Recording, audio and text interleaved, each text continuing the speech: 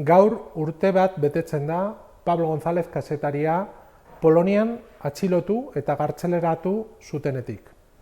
Gainera, gaur jakin izan dugu beste 3 hilabetez luzatu dutela bere espetxealdia.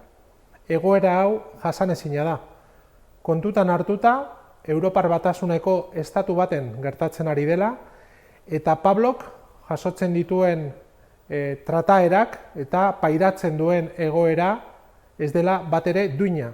Ez da pertsona batek zigorra daukanean ez du pairatzen halako egoerarik. Isolatuta dago eta urte honetan bakarrik aukera izan du bere emaztearen bizita izateko. Ez du aukerarik izan, ez da bere semeekin, ez da bere gurasoekin hitz egiteko urte luze honetan.